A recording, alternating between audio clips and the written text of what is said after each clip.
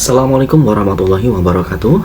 Halo semuanya, selamat datang di video tutorial bagian dari BioFrontier. Nah, di video kali ini kita akan membahas secara tuntas mengenai penelitian in silico tentang pemanfaatan daun kelor sebagai kandidat obat kanker paru-paru.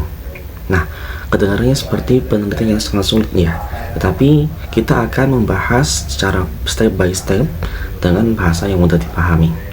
Baik itu mulai dari pencarian senyawa aktif, kemudian virtual screening, hingga ke proses molecular docking. Semua akan kita kupas tuntas sambil mengulik tools dan software database bioinformatika yang sering digunakan oleh peneliti. Nah, jadi buat kalian yang tertarik dengan bioinformatika, penemuan obat, ataupun sekadar penasaran, pastikan simak sampai habis ya. Untuk tahapan yang pertama, kita akan mempelajari mengenai cara identifikasi suatu senyawa fitokimia pada tumbuhan, yang dimana kita akan menggunakan salah satu website yang bernama Dr. Dax Phytochemical and Ethnobotanical Database, yang merupakan website bioinformatika dan sering digunakan untuk penelitian in silico. Melalui website ini kita bisa mencari atau mengidentifikasi senyawa fitokimia pada suatu tumbuhan, bahkan hingga ke bagian-bagian tumbuhannya, baik mulai dari daun, akar, batang, dan lain-lain. Untuk lebih lengkapnya, silakan buka Google kalian ya. Jika sudah, ketikkan nama Dr. Dax Ethnobotanical Database. Jika otomatis sudah muncul seperti ini di kolom pencarian, bisa langsung share. Jika belum muncul, silakan perhatikan tata cara penulisan di video ini. Setelah itu, klik enter atau klik pencarian. Nah, kemudian akan muncul beberapa pilihan di sini. Jika sudah muncul tampilannya seperti ini, klik website yang paling atas. Jika kalian sudah masuk ke dalam websitenya, kalian akan menemukan beberapa bagian di dalam website ya. Di sini yang pertama ada kolom search atau kolom pencarian, dan yang kedua di sini ada kolom key atau kata kunci.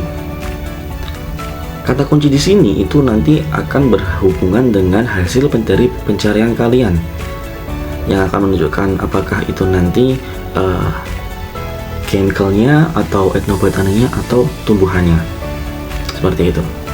Nah, sedangkan di sini di kolom pencarian itu juga terdapat dua kolom. Yang pertama filter by entire type, yang kedua ada enter search terms.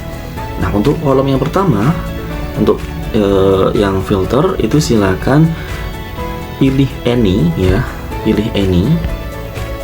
Kemudian untuk kolom yang kedua, untuk search term, silakan masukkan nama ilmiah dari tanaman yang ingin kalian cari atau kalian identifikasi. Karena di video ini kita menggunakan contoh daun kelor, maka kita akan memasukkan nama ilmiah daun kelor, yaitu Moringa oleifera. Nah, jika sudah, silakan klik tombol share atau mencari.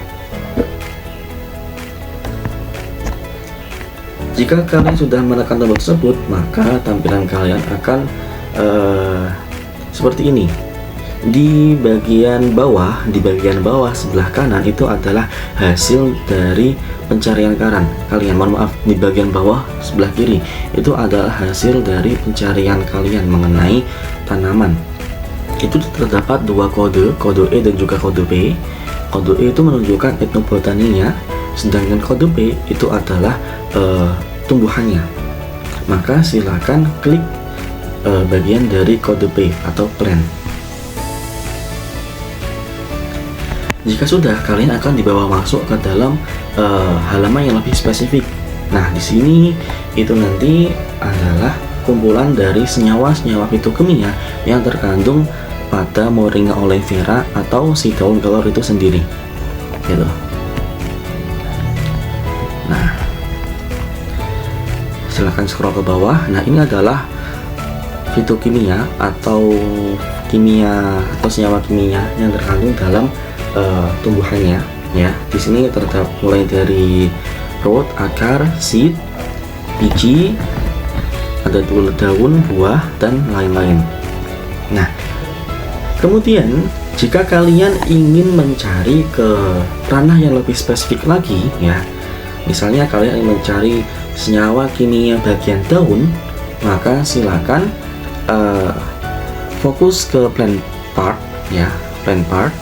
Di kolom plant part ini silakan klik bagian kolomnya. Nah, di situ nanti ada pilihan-pilihannya ya, mulai dari bunga, dari buah, daun, akar, dan lain-lain. Karena di sini kita fokusnya adalah meneliti bagian senyawa kimia bagian daunnya, maka kita akan mencari atau memasukkan leaf ke dalam kolom pencarian. Nah, setelah itu ya, silakan klik filter. Jika sudah, nanti otomatis senyawa dari kumpulan senyawa yang berada di seluruh bagian tubuh daun kelor tadi itu nanti akan hanya dikhususkan pada bagian daunnya saja. Nah, jika sudah, silakan scroll ke bawah. Di bagian kolom itu nanti bagian tumbuhannya adalah daun. Jadi jika sudah begini, itu artinya senyawa kimianya sudah tersaring dengan baik, yaitu hanya terfokuskan pada daunnya saja, seperti itu. Nah, jika sudah seperti ini, atau oke, sebentar, mohon maaf, jika kalian ingin mencari bagian yang lain, misalnya ingin mencari bagian akar, root, maka lakukan hal yang sama seperti tadi. Masukkan atau pilih salah satu bagian spesifik yang ingin kalian cari, kemudian klik filter. Nah, jika sudah, nanti di kolom hasil itu akan menunjukkan senyawa-senyawa yang berada di dalam akar, seperti itu. Oke ya. Nah, kita kembali lagi ke kolom daun tadi. Jika kalian sudah menemukan senyawanya, maka silakan beralih ke menu download. Di sini ada beberapa kategori, yaitu ada CSV, Excel, dan juga PDF. Maka download dengan format Excel.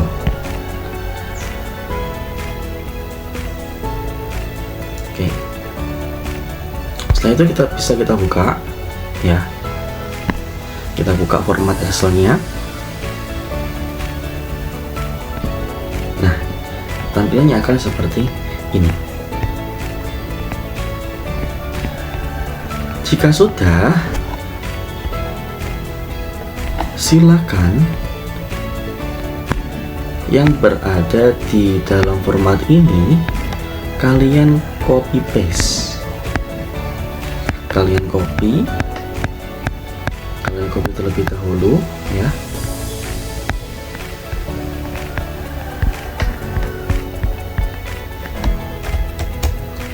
Kemudian silakan di paste ke dalam file yang sudah saya cantumkan di dalam majalah. Untuk linknya bisa dilihat lagi di majalah. Bentar, saya cari dulu filenya.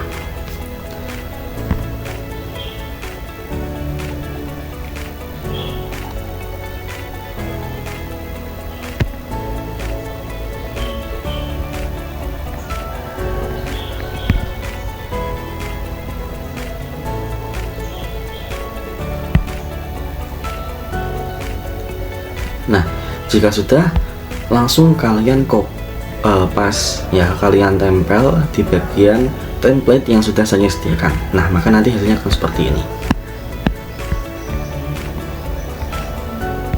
Oke ya, silakan untuk hasilnya disimpan dan akan kita gunakan untuk penelitian selanjutnya. Oke, baik, itu adalah tutorial singkat mengenai penggunaan Dr. DAX Petrochemical dan Ethnobotanical Database untuk mengidentifikasi senyawa pada suatu tumbuhan Dan ini adalah langkah paling dasar dalam penelitian in silico. Dan selanjutnya, hasilnya akan kita gunakan ke dalam tahap-tahap berikutnya. Oke, sekian dari saya. Sampai jumpa lagi di tutorial selanjutnya. And see you!